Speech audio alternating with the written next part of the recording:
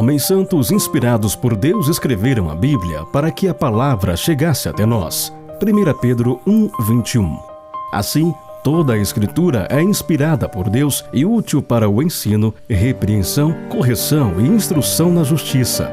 2 Timóteo 3,16. Desta forma, ela se torna como uma lâmpada para nossos pés e uma luz que ilumina nossos caminhos. Salmo 119, 105. E ao longo de toda a Escritura, o personagem principal é Jesus. Ele mesmo afirmou: examinai as Escrituras, pois são elas que testificam de mim. João 5,39. Por isso, pregamos a palavra em todo o tempo. 2 Timóteo 4, verso 2. Mensagens de poder. Boa noite. Sejam todos bem-vindos a mais uma Quinta com Péricles Ramos. Aqui é um canal de estudo da Bíblia, onde amigos se encontram para estudarmos sobre o maravilhoso amor de Jesus Cristo. E você é nosso convidado especial nesta noite. Muito obrigado por sua companhia. E se você já é inscrito no canal, por favor, dá aquele likezinho, compartilhe a mensagem. E caso você não seja, aproveite este momento, faça a sua inscrição. Assim você poderá participar do chat, poderá fazer o seu pedido de oração e poderemos interagir como bons amigos que nós somos, não é? Hoje nós estamos muito contentes porque estamos recebendo uma pessoa muito especial. É o pastor Patrick Marlon. Tudo bom, pastor Patrick? Oi, meu amigo, tudo bem contigo? Graças a Deus. Um abraço para todos aqueles que têm acompanhado o seu canal também. Reforça, deixa o seu like aí e faça a sua inscrição também no canal. Muito obrigado, hein? Gostei dessa aí. Pastor, o senhor é natural daqui do Rio de Janeiro mesmo? Não, eu sou mineiro, nasci em Conselheiro Lafayette. E como é que nasceu esse desejo de fazer teologia? Eu formei primeiramente em administração, tive a alegria de trabalhar na área de alimentação industrial. Depois de 8 anos, eu fiz uma prova, comecei a trabalhar no setor de saúde, na Unimed. Trabalhava durante o dia e à noite, eu fazia curso como deixar de fumar, fazia campanhas de evangelismo, até que um presidente me chamou no cantinho e disse: rapaz, Deus tem um chamado para você, vá para o seminário. E ali largamos tudo, prestei vestibular, passei, e hoje estamos aqui servindo a Deus na Associação Rio de Janeiro. O senhor estudou na nossa faculdade na Bahia, ou no São Paulo, Paraná ou Amazonas? Estudei no IAN, Bahia, hoje é a FADBA e já está sofrendo uma alteração novamente aí nesse nome. Certo. E como que você veio parar aqui no Rio de Janeiro? São as dinâmicas do ministério, né? Tudo estava certo para trabalhar em Belo Horizonte. Na época, o nosso presidente era o pastor Montano de Barros. E ele então disse: Patrick, olha, eu tenho um distrito na Serra, é o seu perfil, é a sua cara, vem para o Rio. E aí aceitamos, o nosso primeiro chamado foi para o Rio de Janeiro, e aqui estamos desde 2011. Que bênção, então, hein? Eu só posso dizer, sinto muito lá para o pessoal de Belo Horizonte, viu? Pastor, nós aqui estudamos a Bíblia, falamos de Deus, falamos assim das mensagens maravilhosas do amor de Deus. E nós queremos começar com uma oração. Por isso, vamos fazer uma oração? Então, você que está em casa, então curve sua fronte, feche seus olhos, nós vamos fazer uma breve oração. Querido Deus, muito obrigado pela oportunidade que temos de estudar a Tua Palavra. Quando tantas pessoas estão enfrentando dificuldades, enfrentando problemas, Tu nos dá essa maravilhosa bênção de termos a liberdade de estudar sobre o Senhor e sobre o Seu amor para conosco. Continua conosco, perdoa os nossos pecados, abençoa o pastor Patrick, para que a sua mensagem possa vir de encontro às nossas necessidades. É o que te pedimos em Cristo Jesus. Amém, Senhor. Pastor, esses momentos agora que seguem são contigo, tá? Ok, obrigado, Pérez, pelo convite, pela alegria de participar do seu canal. Deus, ele tem trabalhado de várias maneiras, e uma delas é usar a internet. Ela foi uma ferramenta poderosa aí no período da pandemia.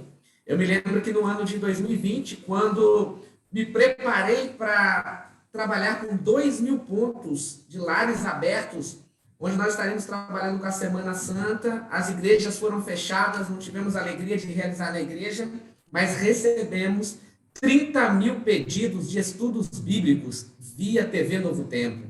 Então a gente percebe que o inimigo trabalha de um jeito, mas Deus abre várias portas para que a palavra dele possa ser pregada, né? E esse canal, com certeza, tem sido uma bênção na vida de muitas pessoas.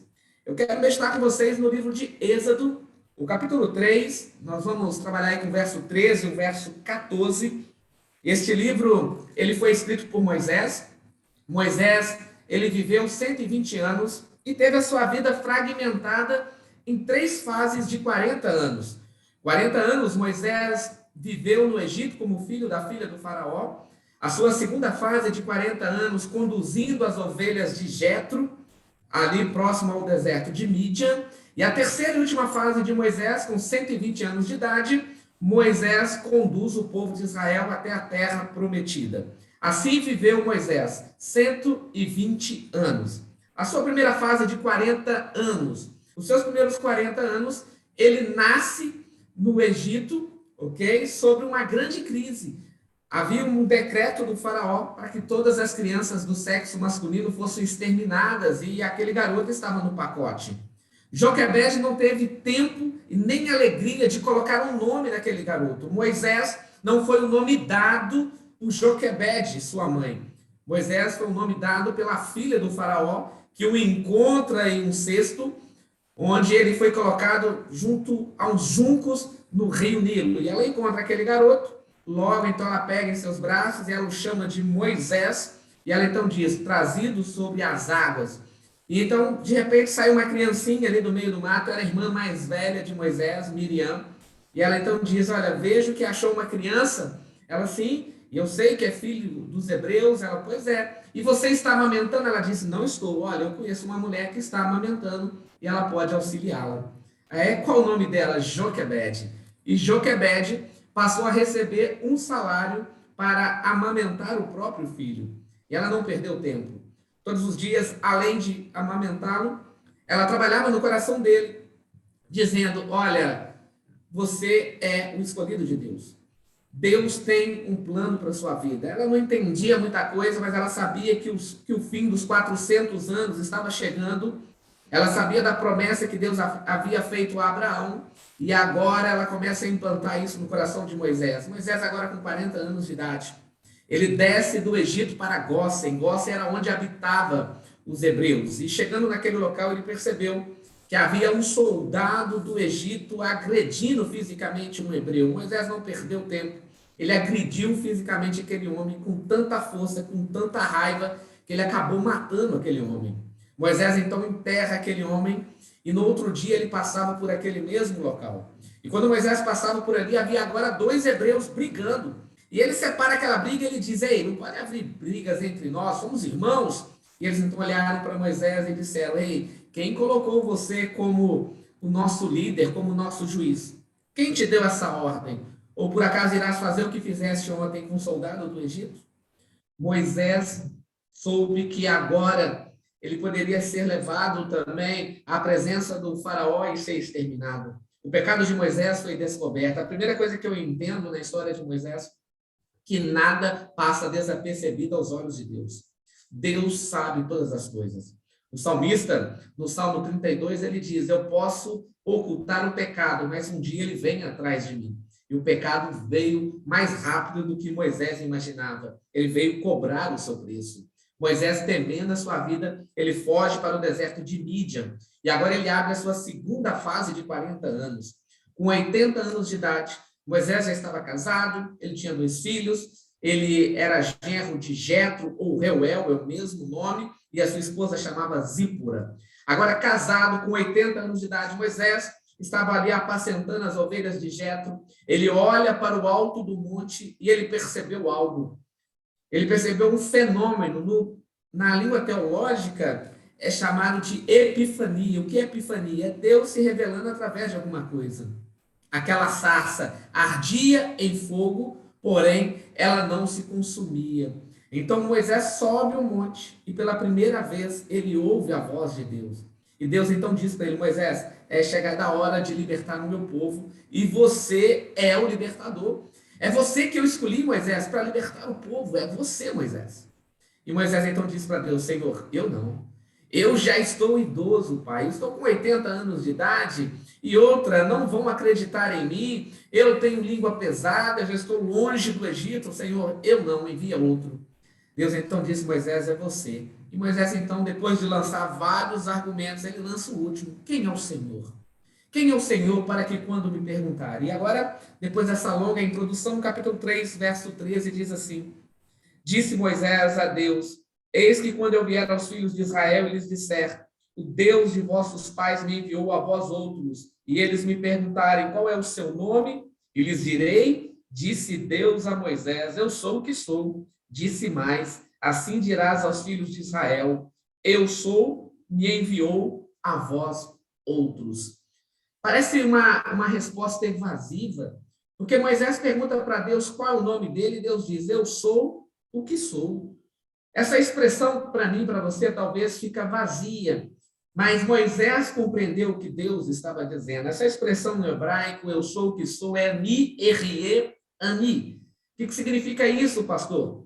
Significa o seguinte: Deus estava dizendo: Moisés, quer saber quem eu sou? Se você está doente, eu sou a sua cura. Se você está cansado, eu sou o seu descanso. Se você está em guerra, eu sou a sua paz. Sabe quem eu sou? Eu sou o seu Deus. Eu sou tudo aquilo que você precisa para viver, Moisés. Moisés entendeu o recado. Ele desce, então, agora o Monte Sinai. Ele se dirige para o Egito. Ele prega para o povo e, com braço forte, Deus liberta o povo de Israel. E agora o povo é conduzido até o Mar Vermelho. Perante o Mar Vermelho, eles encontraram uma nova crise. Porque atrás o faraó mandou todo o seu exército para exterminar Israel. Do lado direito e do lado esquerdo tinham montanhas que Israel não teria condições de escalar. E na frente o Mar Vermelho. Por que Deus colocou o povo de Israel num local onde eles não encontrariam saída? Por que Deus encurralou o povo de Israel? Ele estava ensinando algo para Israel que a gente precisa aprender.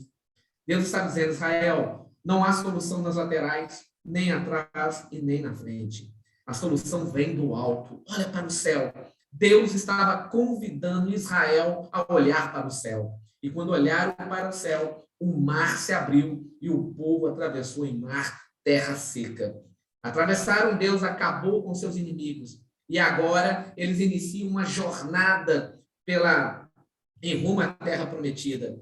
Mas, durante um tempo, começaram a bater algumas coisas no coração deles, como incredulidade, começaram a duvidar de Deus, começaram a questionar a Deus, e devido aos pecados que eles cometeram nessa jornada, que era para ser 40 dias até a terra prometida, tornou-se 40 anos. E agora Moisés abre a sua terceira e última fase de 40 anos. Moisés agora com 120 anos de idade.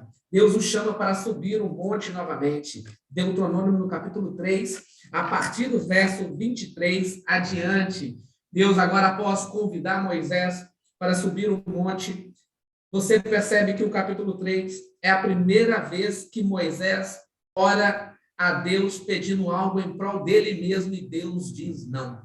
É a primeira vez que Moisés ora e Deus fala não para ele. Todas as vezes que Moisés orava, Deus abençoava, Deus concedia a sua petição. Mas é a primeira vez que Moisés ora e Deus diz não. Contexto: também eu, nesse tempo, implorei graça ao Senhor, dizendo: ó Senhor Deus, passastes a mostrar ao teu servo a tua grandeza e a tua poderosa mão, porque que Deus há nos céus ou na terra que possa fazer segundo as tuas obras, segundo os teus poderosos feitos? Rogo-te que me deixes passar, para que eu veja esta boa terra que está além do Jordão, esta boa região montanhosa e o Líbano. Porém, o Senhor indignou-se muito contra mim por vossa causa e não me ouviu. Antes me disse: basta, não me fales mais nisto. Sobe ao cimo de Pisga, levanta os olhos para o ocidente, para o norte, para o sul, para o oriente, e contempla com os próprios olhos, porque não passarás este Jordão. Dá ordens a Josué e anima-o e fortalece, porque ele passará diante deste povo e o fará possuir a terra que tu apenas verás. Uau! Por que Deus disse não à oração de Moisés? Olhando para este texto, eu encontrei 3 respostas. Talvez você lendo encontre mais ou menos, mas eu encontrei 3 respostas, porque às vezes Deus diz não às nossas orações. A primeira delas, pode ser que eu esteja colocando a minha vontade acima da vontade de Deus. Deus já havia dito para Moisés que ele não entraria na terra prometida. Mas o que ele faz? Ele começa usando a oração para tentar mudar o coração de Deus. A oração não é para mudar o coração de Deus, a oração é para mudar o meu coração. A oração não é para mudar a vontade de Deus, a oração é para mudar a minha vontade. E Moisés estava usando a oração para tentar mudar o coração de Deus. Deus já havia dito para ele: Moisés, você não vai entrar na terra prometida, por causa de um pecado que ele havia cometido. Lá em Números capítulo 27, encontramos esse relato. Deus havia pedido ele para falar a rocha e ele bateu na rocha. Já já eu vou explicar isso melhor para você. Mas Deus disse: você não vai entrar na terra prometida. Mas ele tentou mudar essa situação orando. E muitas vezes nós queremos fazer isso. Outra hora usamos palavras bonitas para tentar mover o coração de Deus, como Moisés estava fazendo, que Deus há semelhante ao Senhor na terra ou no céu, né? O que Deus precisa de mim e de você, a escritora norte-americana Ellen G. White, no livro Caminho a Cristo, no capítulo Privilégio da Oração, ela diz que o que Deus espera, que eu e você possamos abrir o coração a Ele como se faz um amigo. Deus espera que a oração seja sincera. E a palavra sincera vem do latim sincera, né? Deus quer que nós sejamos objetivos, direto ao ponto. Ele sabe o que eu vou pedir, ele sabe o que eu preciso, e ele vai atender de acordo com a vontade dele, não com a minha. Deus já havia dito para Moisés que ele não entraria na terra prometida, e ele estava querendo usar a oração para tentar mudar o coração de Deus. Essa é a primeira razão. Segunda razão, pode ser que haja pecados envolvidos. Mas, pastor, que pecado Moisés cometeu que o impossibilitou de entrar na terra prometida? Um dia o povo reclamava pedindo água. Moisés orou a Deus e Deus disse: olha, pega o cajado e bata na rocha. Moisés pegou o cajado, bateu na rocha, nasceu água, todos beberam água, mataram a sede, continuaram a sua jornada, mas logo esqueceram da bênção e começaram a reclamar de novo. Moisés, está faltando água, vamos morrer de sede. Moisés orou a Deus e Deus disse: Moisés, agora fale a rocha. Moisés atravessou no meio do povo, e o povo reclamava, o povo murmurava. Moisés ficou bravo e ele bateu na rocha. Nasceu água. Porém, Deus o chamou e disse: Moisés, você pecou. Você feriu a minha didática, você feriu o meu plano, o meu método pedagógico. Você feriu a minha vontade, Moisés, e por causa disso, você não vai entrar na terra prometida. Mas qual a seriedade desse pecado? Porque a primeira vez ele bateu, nasceu água. A segunda vez era para falar, mas ele bateu, mas também nasceu água. Moisés feriu os planos de Deus relacionados ao plano da redenção. Como assim? A primeira vez que Deus pediu que ele ferisse a rocha, representava Cristo, a rocha da nossa salvação, sendo ferida no Calvário. A segunda vez representa o ministério de Cristo hoje no santuário celestial, intercedendo por nós. Hoje a rocha não precisa ser ferida, basta apenas falar a rocha. Mas Moisés bateu na rocha.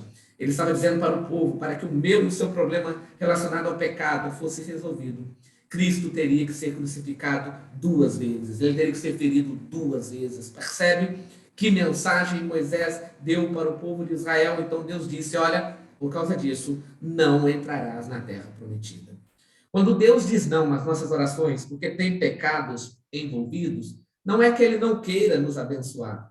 Mas Isaías 59 diz que o pecado nos separa com Deus. E se o pecado nos separa, e eu oro, e Deus me abençoa, o que ele está dizendo? Continue no pecado, continue fazendo as coisas erradas. Então, muitas vezes Deus diz não, se há pecados envolvidos, é porque ele nos ama. E ele quer que eu e você possamos voltar para ele. Então, se há pecado envolvido, não seria prudente confessá-lo, não seria prudente deixá-lo, porque Provérbios 28, 13 diz: aquele que confessa e deixa alcança a misericórdia. Aquele que confessa e deixa alcança a misericórdia. Isaías 43 diz que ele apaga os nossos pecados e nunca mais se lembra dele. Miqueias, capítulo 7, diz que ele pega os nossos pecados e ele lança nas profundezas do mar e nunca mais se lembra dele. Percebe como Deus trabalha com os nossos pecados? Porque às vezes Deus diz não. Pode ser que eu esteja colocando a minha vontade acima da vontade dele. Pode ser que haja pecados envolvidos. Terceira e última razão, porque às vezes Deus diz não. Qual era o sonho de Moisés? Entrar na terra prometida. Mas qual era o sonho de Deus? para Moisés. Será que Moisés perguntou isso para Deus? Qual é a sua vontade para a minha vida? Porque Moisés, como um homem cansado, ele contempla toda a terra prometida e ele morre ali no monte. Anjos desceram do céu e sepultaram aquele homem. Mas o corpo de Moisés não entrou em estado de putrefação. O corpo de Moisés não virou comida de bichos, porque Miguel, Judas, verso 9, desce do céu para ressuscitar Moisés. E quando ele chega ali perante a sepultura, lá estava Satanás tomando conta do corpo de Moisés. E ele estava reclamando: Moisés é meu, o corpo dele é meu, Moisés pecou, o salário do pecado é a morte. Jesus não dialogou com o inimigo. Isso me mostra que eu e você também não devemos dialogar com o inimigo, não devemos ter conversas com o inimigo. Ele é um anjo caído, ele é o pai da mentira, ele é o pai do engano, não há conversa com esse ser. Cristo, sempre que esteve frente a frente com ele, que o Senhor te repreenda, aparta-te de mim. Percebe como Cristo trabalhava com ele? Ele tem mais de 4.000 anos de experiência nessa terra. Você tem quantos anos mesmo? Percebe que nós não temos essas condições? Olha para Daniel, capítulo 10. Gabriel lutou 21 dias com ele e não resolveu. Miguel teve que descer do céu para resolver o problema. Então você acha que eu e você temos condições? Claro que não. O que Cristo fez? O Senhor te repreenda. Ele ressuscitou Moisés e levou Moisés para os céus. Mateus 16 e 17. Cristo agora, 1.500 anos depois da ressurreição de Moisés, Cristo estava orando no Monte da Transfiguração. Lá estava Pedro, Tiago e João, ouvindo a oração de Cristo, e uma nuvem desceu, cobriu Cristo. Quando ela sobe, Cristo estava com Elias ao seu lado e Moisés.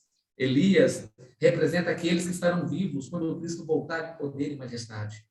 Porque Elias, ele subiu em vida para os céus. Agora Moisés representa aqueles que estarão na sepultura.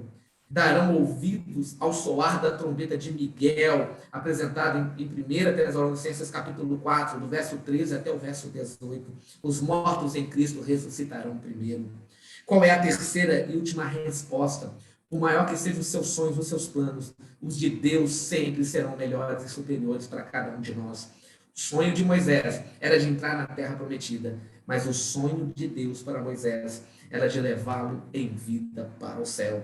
Percebe? Porque às vezes Deus diz não às nossas orações. Primeira razão, pode ser que Ele esteja colocando a minha vontade acima da vontade de Deus. Segunda razão, pode ser que haja pecados envolvidos. E terceira razão, pode ser que Deus esteja preparando algo melhor para mim e para você. Amém? Essas são as razões que encontramos na palavra de Deus. Não gostaria você de colocar a sua vida em harmonia com os planos de Deus? Não gostaria você de dizer para Ele nesse momento: Senhor, eu quero colocar a minha vida em tuas mãos. Eu quero permitir que o Senhor haja, que o Senhor seja 100% Deus na minha vida. É seu desejo? Então feche os seus olhos e ore comigo neste momento. Senhor Deus e Pai, louvado seja o teu santo nome. Obrigado por meditarmos na tua palavra. Obrigado por entender porque às vezes o Senhor diz não às nossas orações. Ajude-nos, Pai, a colocarmos a nossa vida em harmonia com teus planos e com a tua vontade. Perdoe, por favor, os nossos pecados e salve-nos, pois te oramos e te agradecemos no doce nome de Jesus. Amém. Amém. Ok, uma boa noite a todos, que Deus abençoe cada um de vocês ricamente. Amém, pastor. Olha, pastor, muito obrigado aí por esta mensagem tão linda, não é? E tão esclarecedora, porque às vezes nós ficamos orando, e por que Deus não nos responde? Deus não existe, né? Deus não atende as minhas orações, e não é nada disso, ao contrário, Deus ouve todas as orações, mas Ele tem um plano específico para cada um de nós. Que mensagem linda, viu? Que Deus te abençoe, meu amigo, e espero que em breve você esteja aqui conosco novamente, viu? É só convidar. Eu sei que a agenda é complicada, mas a sua boa vontade, sua disposição é maravilhosa. Bem, e assim nós estamos terminando o programa desta noite. Agradecidos pelo esse maravilhoso amor. Extasiados diante da graça maravilhosa que Ele nos concede através de Jesus Cristo. E pelo poder do Espírito Santo seremos transformados. E em breve estaremos com todos reunidos na Pátria Celestial. Uma boa noite para você. Deus te abençoe. E até a próxima quinta-feira com mais um Péricles Ramos. Até logo. Homens santos inspirados por Deus escreveram a Bíblia para que a palavra chegasse até nós. 1 Pedro 1:21. Assim, toda a Escritura é inspirada por Deus e útil para o ensino, repreensão, correção e instrução na justiça.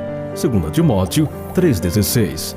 Desta forma, ela se torna como uma lâmpada para nossos pés e uma luz que ilumina nossos caminhos. Salmo 119, 105. E ao longo de toda a Escritura, o personagem principal é Jesus. Ele mesmo afirmou: examinai as Escrituras, pois são elas que testificam de mim.